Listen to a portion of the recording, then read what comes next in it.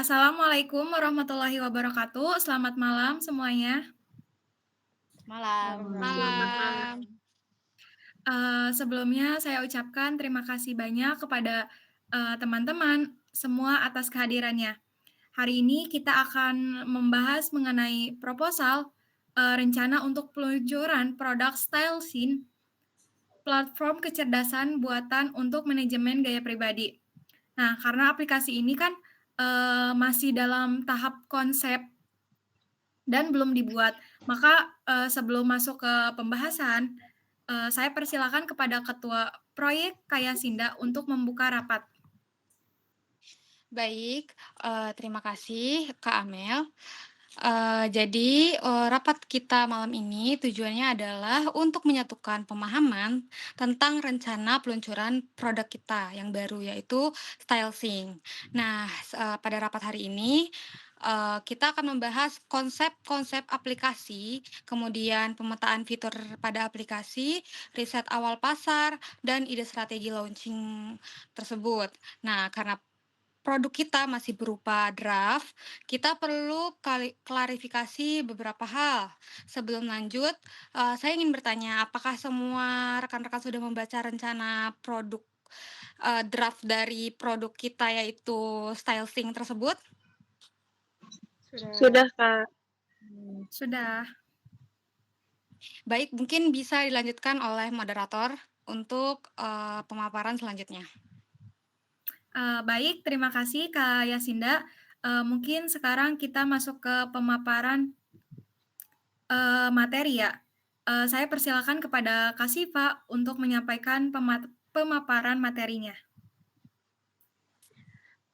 Baik, di sini saya akan menyampaikan latar belakang dari aplikasi StyleSyn ini, yaitu merupakan platform gaya digital yang berbasis kecerdasan buatan yang mengintegrasikan teknologi komputer vision dengan analisis data preferensi pengguna.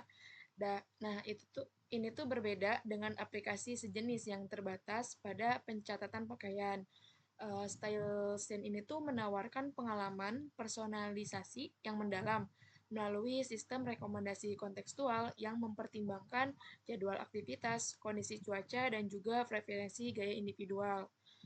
Berdasarkan beberapa hasil analisis jurnal, menunjukkan tercatat 78% konsumen di Indonesia mengalami kesulitan dalam memadukan pakaian setiap hari dengan waktu rata-rata 12 menit per hari untuk memilih outfit. Nah, potensi pasar ini diperkirakan mencapai 45 juta pengguna aktif smartphone di usia 18 sampai 35 tahun di area perkotaan. Dari riset pasar ini, berdasarkan hasil riset dari data Asosiasi Internet Provider Indonesia di tahun 2023 menunjukkan pertumbuhan pengguna e-commerce fashion di Indonesia mencapai 34% per tahun. Nilai transaksi fashion online ini tuh diproyeksikan mencapai 158 triliun pada tahun 2024 dengan kontribusi segmentasi aparel sebesar 45%. Nah, dari riset ini tuh menegaskan bahwa pasar e-commerce ini fashion Indonesia sedang berkembang pesat, memiliki nilai ekonomi yang besar, dan segmen pakaian adalah yang paling dominan, sehingga kondisi ini itu menciptakan peluang ideal untuk menghadirkan aplikasi fashion yang berbasis AI seperti StyleSyn ini. Konsep produknya adalah bahwa StyleSyn ini tuh merupakan aplikasi stylist digital yang berbasis kecerdasan buatan atau AI yang dirancang untuk menyinkronkan gaya, kepribadian, dan kebutuhan pengguna dalam satu pengalaman yang cerdas dan juga intuitif. Nah, konsep utamanya itu tercermin melalui filosofi logo SS, yaitu menggabungkan kata style dan juga scene dengan arti yang memberikan lambang harmoni antara identitas pribadi dan tampilan luar yang simpel dengan perpaduan warna yang cantik. Nah, melalui teknologi yang berkembang ini untuk analisis gaya, warna dan juga preferensi, StyleSyn ini akan membantu setiap individu menemukan versi terbaik dari perbedaan gayanya sendiri dengan cara yang cerdas, cepat, dan juga personal. Baik. Materi Selanjutnya saya persilakan kepada Kak Grace untuk menjelaskan materi selanjutnya, yaitu mengenai fitur dan analisis SWOT. Baik, yang pertama saya akan menjelaskan fitur rancangan produk. Fitur yang dirancang adalah AI Outfit Recommended, yang dimana memberikan fitur rencana produk yang direncanakan adalah AI Outfit Recommend, yang dimana memberikan otomatisasi rekomendasi gaya harian.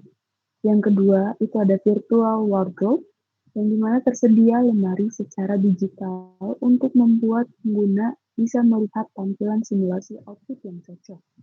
Yang ketiga, ada color harmony detector, yang dimana bisa mendeteksi warna kulit yang bisa memberikan pilihan perpaduan yang seimbang dengan outfit yang diinginkan. Lalu yang keempat, ada marketplace integration, yang dimana menciptakan kerjasama dengan aplikasi belanja online, sehingga pengguna tidak perlu keluar dari aplikasi tersebut untuk check out moderat. Di sini sudah tersedia analisis SWOT-nya, di mana ada strength dan atau kita bisa sebut kekuatannya, di mana kekuatan yang didapatkan adalah manfaat teknologi AI, personalisasi, dan menciptakan integrasi dengan e-commerce. Lalu kedua ada weakness atau kelemahan, yang dimana memerlukan investasi awal yang besar dan memiliki awareness yang masih rendah. Opportunities atau peluang banyak pasar fashion digital yang berkembang dengan pesat, di mana kesempatan juga untuk kolaborasi dengan brand fashion yang terkenal. Yang keempat ada threats atau ancaman. Adanya pesaing global yang serba cepat, di mana banyaknya faktor perubahan tren yang cepat dan tidak terduga. Sekian yang bisa saya sampaikan. Baik, terima kasih kepada Kak Grace yang telah menyampaikan materinya. Selanjutnya saya persilakan kepada Kak Anas untuk menjelaskan materi selanjutnya, yaitu mengenai strategi pemasaran dan rencana peluncuran. Silakan.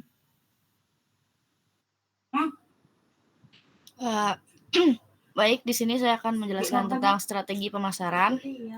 Yang pertama itu ada strategi digital marketing.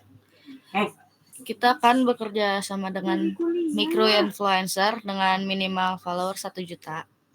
Kemudian konten marketing melalui platform TikTok dan Instagram.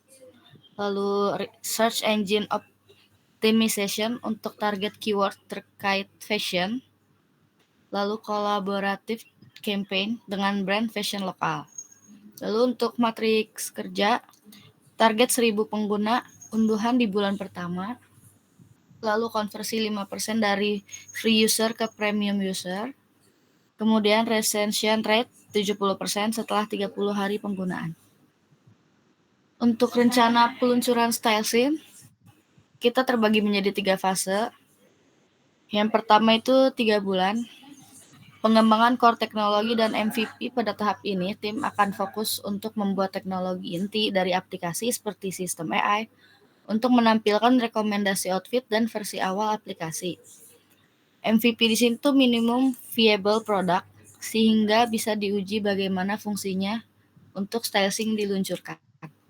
Untuk fase kedua itu 2 bulan, testing close beta dengan 1.000 pengguna.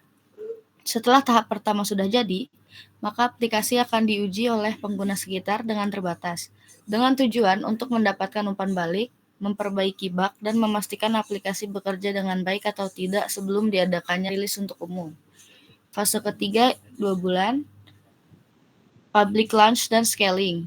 Tahap ini merupakan peluncuran yang akan resmi ke publik, yaitu tersedia di Play Store maupun App Store. Setelah itu, fokus bergeser ke scaling, yakni memperbesar kapasitas server, menambah fitur, dan memperluas jangkauan bagi seluruh pengguna. Sekian yang saya jelaskan. Baik, terima kasih kepada Kak Anas telah menyampaikan materi.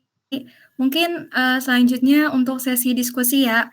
Apakah ada yang mau bertanya ataupun mau menyanggah? Silakan. Oke, untuk pertanyaan pertama, ini tentang strategi pembahasan strategi pemasaran sama rencana ini. Nah, kalau misalkan target yang sudah kita targetkan itu, target penggunanya yang tadi sudah ditargetkan oleh Kak Anas ya, 1.000 itu tidak tercapai bagaimana? Baik, izin menjawab. Jika target 1.000 pengguna tidak tercapai, kita akan melakukan evaluasi dari sisi strategi pemasaran, positioning produk, dan efektivitas kampanye. Kita juga bisa menyesuaikan target baru yang lebih realistis sambil memperbaiki promosi dan fitur yang paling dibutuhkan oleh pengguna, Kak. Oke, baik Kak Anas, terima kasih. Jawabannya sudah membantu, sangat membantu. Aku mau nanya ya, tentang fitur yang tadi. Nah, kita kan, bekerja sama dengan marketplace. Nah, kira-kira kita, mau kerja sama marketplace apa aja sih? Boleh dikasih tahu nggak, Kak? Yang tadi bagian Kagres. Baik, izin menjawab. Untuk tahap awal kita rencanakan kerjasama dengan 2 marketplace besar terlebih dahulu, yaitu Shopee dan Tokopedia. Karena keduanya memiliki jumlah pengguna paling banyak di Indonesia, selain itu integrasi juga lebih mudah dan relevan dengan target pengguna Stylesync. Baik, Kak. Terima kasih. Izin bertanya, untuk tadi yang Kak Syifa jelaskan kan, untuk fitur rekomendasi outfit, ini kan berdasarkan cuaca. Nah, sebenarnya itu tuh cara kerjanya gimana sih gitu? Apakah pengguna itu harus memasukkan kondisi cuacanya sendiri atau aplikasi tersebut bisa otomatis mendeteksi cuaca sesuai lokasi pengguna? Baik, saya akan menjawab pertanyaan dari Kak Erika. Jadi, fitur cuaca itu bekerja otomatis. Aplikasi ini akan membaca lokasi pengguna, yaitu dengan izin pengguna ya. Jadi, lalu mengambil informasi cuaca dari wilayah tersebut. Jadi, pengguna nggak perlu input manual karena sistem ini langsung menyesuaikan rekomendasi outfit dengan cuaca di lokasi pengguna. Oke, baik, terima kasih. Selanjutnya, saya akan persilakan kepada Notulen untuk membaca ringkasan rapat hari ini. Baik, saya Rika sebagai Notulen akan menyampaikan ringkasan hasil rapat kita pada hari ini. Pertama, kita sudah membahas latar belakang aplikasi Stylesync, yaitu kesulitan pengguna dalam memadukan pakaian, kurangnya waktu dalam memilih outfit, dan perlunya rekomendasi gaya yang lebih personal. Data riset juga menunjukkan tingginya potensi pasar fashion digital. Terus yang kedua, kita membahas konsep produk dan beberapa fitur utama yang masih dalam tahap rencana seperti AI outfit recommendation, virtual wardrobe, color harmony detector, dan marketplace integration. Yang ketiga, kita juga membahas riset pasar dan analisis SWOT seperti kekuatan teknologi AI, peluang di pasar fashion digital, serta ancaman dari tren dan kompetitornya gimana. Terus yang keempat, kita membahas rencana peluncuran yang terdiri dari 3 fase, yaitu 3 bulan pertama pengembangan awal, 2 bulan selanjutnya pengujian closed beta, 2 bulan berikutnya launching dan scaling. Nah, selanjutnya masuk ke sesi tanya-jawab. Yang pertama tadi ada pertanyaan dari Kayosanda. Kalau target pengguna yang 1.000 itu tidak tercapai, kira-kira bagaimana? Lalu jawaban dari Kak Anas, jika target tidak tercapai akan melakukan evaluasi pada strategi pemasaran dan kampanye. Target baru bisa disesuaikan serta meningkatkan fitur dan promosi yang lebih relevan. Yang kedua ada pertanyaan dari Kak Amel. Kira-kira kita mau bekerja sama dengan marketplace apa saja? Jawaban dari Kak Grace yaitu untuk tahap awal kerjasama direncanakan dengan Shopee dan Tokopedia karena keduanya memiliki pengguna paling banyak dan mudah diintegrasikan dengan aplikasi. Dan pertanyaan terakhir dari saya yaitu apakah pengguna harus memadukan kondisi cuaca sendiri atau aplikasi bisa otomatis mendeteksi? Jawaban dari Kak Syifa, fitur cuaca bekerja secara otomatis berdasarkan lokasi pengguna. Jadi sistem akan membaca cuaca di wilayah pengguna sehingga rekomendasi outfit menyesuaikan kondisi cuaca tanpa pengguna itu harus input manual. Demikian hasil rapat yang dapat saya sampaikan selaku notulen. Semua keputusan dan pembahasan akan saya susun dalam dokumen notulen resmi. Terima kasih atas perhatian dan kerjasamanya. Terima kasih banyak Kak Erika. Oke, terima kasih atas kontribusi dan waktunya yang luar biasa. Sampai jumpa di rapat berikutnya. Sekian dari saya, Amelia, sebagai moderator. Terima kasih. Wassalamualaikum warahmatullahi wabarakatuh. Waalaikumsalam warahmatullahi wabarakatuh.